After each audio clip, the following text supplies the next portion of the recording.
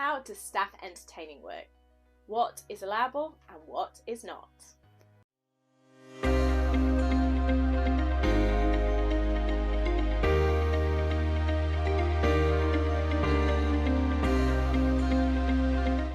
Hi, I'm Kimberly Shapcott, qualified chartered accountant, property investor and entrepreneur.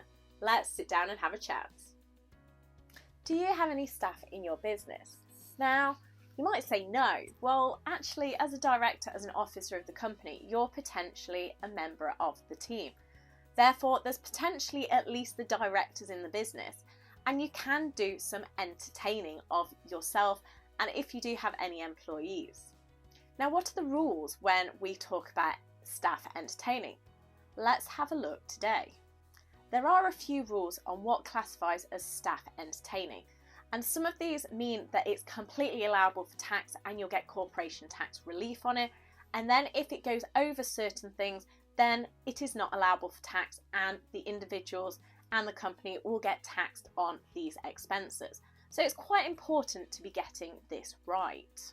Therefore, what are the key rules that we need to be considering?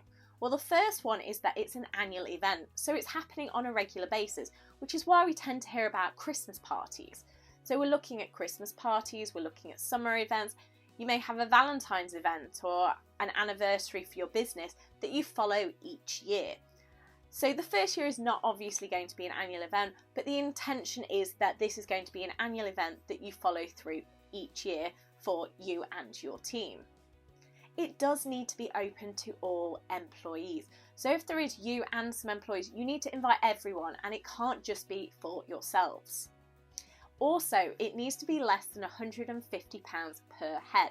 So if you spend more than £150 on each person, then there are implications, which we'll cover in a moment.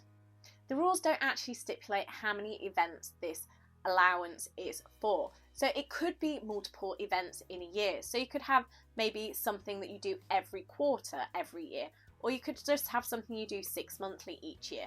So it is something that you can make the benefit of on a regular basis, as well as the rest of your team, and kind of build that rapport with your team. To ensure that it is exempt, the key characteristics here are that it's open to everyone, that it is an annual event, and it's under £150 per head. So if you tick all of those boxes, then that event is going to be exempt for tax purposes. It will be allowable for corporation tax purposes, and there'll be no extra implications for you or any of your team. Now, as we are working in a virtual world these days, there are chances that you have people based in different locations. So if you're operating in maybe 2 locations, that you've got where your property investments are and where you actually live, you may have 2 locations. So you could have 2 different events and they would still classify as exempt, even though you may not have invited everybody. Well, you may have invited everyone, but everyone can't necessarily attend, depending how close those locations may be. One of the things here we've mentioned is this £150 per head limit. Now, if you do go over this limit, then unfortunately the events become taxable.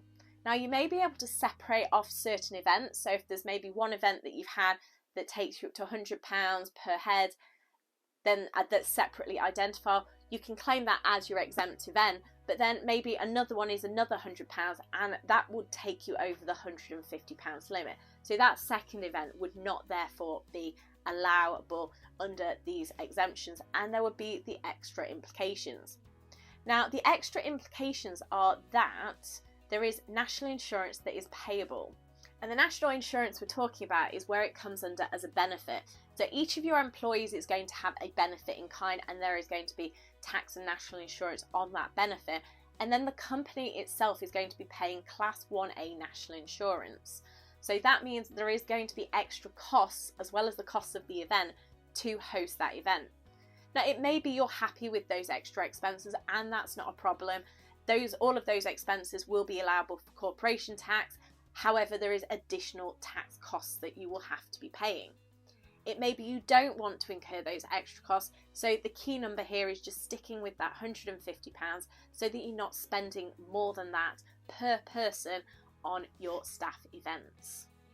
It doesn't specifically classify what a staff event is, so you can literally do anything, whether you want to arrange a day to somewhere like Alton Towers, go clay pigeon shooting, go for dinner, go for drinks, whatever suits you is really whatever you want to do.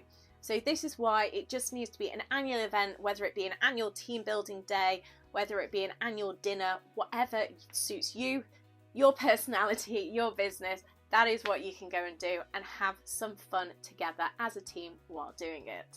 Enjoy your annual events, and I look forward to hearing what you are getting up to. Hopefully today you've discovered exactly what you can be doing or not doing with your team. If you have any comments, then please do leave a question. Please like the video and do subscribe to the channel, and let's make tax less taxing.